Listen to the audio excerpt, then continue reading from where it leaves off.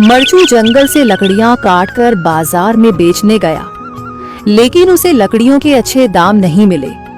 इस पर मरचू ने कहा, अरे भैया, इतने कम पैसे? इन पैसों में तो 2 वक्त का खाना भी नहीं मिलेगा। आप मुझे बहुत ही कम पैसे देते हैं। मैं इतनी मेहनत से लकड़ियां काट कर आता हूँ, लेकिन उनके पैसे मुझे बहुत कम मिलते हैं। भैया, तुम्हारी लकड़ियां होती ही इतनी कमजोर हैं कि मैं इससे ज्यादा पैसे नहीं दे सकता। तुम्हारी लकड़ियों के बस इतने ही पैसे बनते हैं। अरे भैया, कुछ ज्यादा कर दो ना।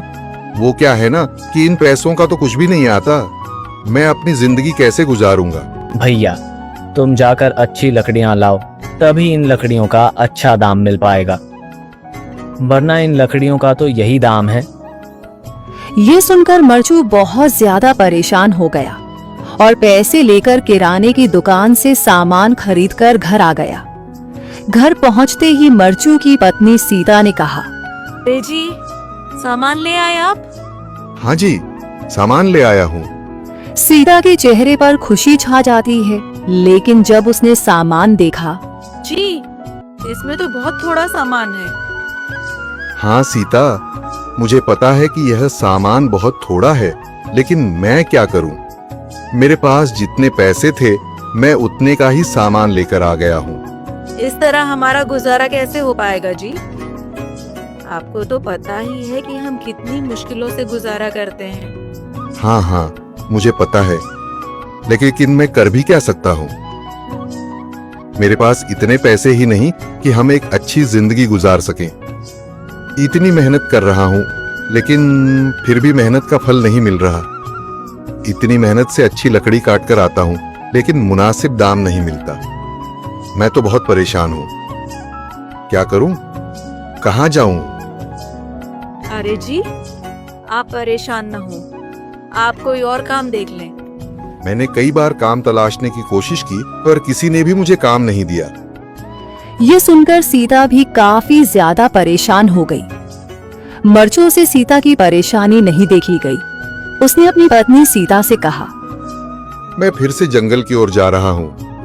अरे जी, अभी मत जाइए ना, वैसे भी शाम हो रही है। आप कल चले जाइएगा, अभी मत जाइए। ठीक है, अगर तुम रोक रही हो तो मैं नहीं जाता। मैं कल चला जाऊंगा। इसके बाद मरचू गांव में घूमने के लिए चला गया। तभी उसे एक आदमी मिला और उसने कहा, कहाँ जा रहे हो भैया? और सुनाओ, क्या हाल चाल है? जिंदगी कैसे गुजर रही है?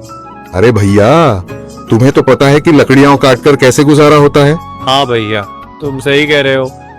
और आसपास के जंगलों में अच्छी लकड़ियां भी नहीं है। इसके लिए तो जंगल के अंदर जाना पड़ेगा। पर जंगल के अंदर तो काफी सारे जंगली जानवर होंगे। मुझे बहुत डर लगता है भैया, मैं जंगल में कैसे जाऊंगा?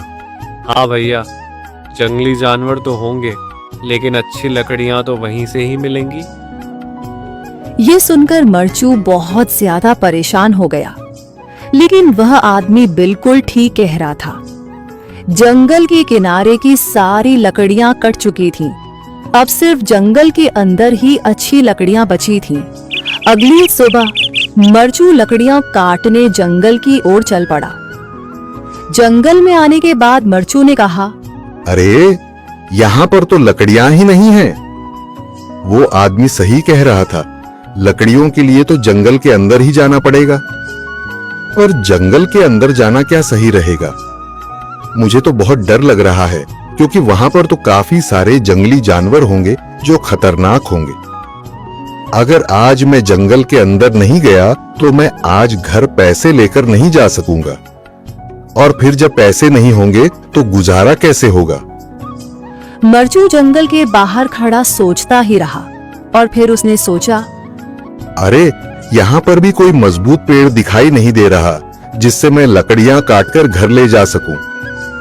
लगता है और अंदर जाना पड़ेगा। यही सोचकर मरचू जंगल के अंदर चला गया। अंदर जाने के बाद उसने इधर उधर पेड़ देखे, पर उसे कोई भी अच्छा पेड़ दिखाई नहीं दिया। यह सोचकर मरचू जंगल के और अंदर चला आया।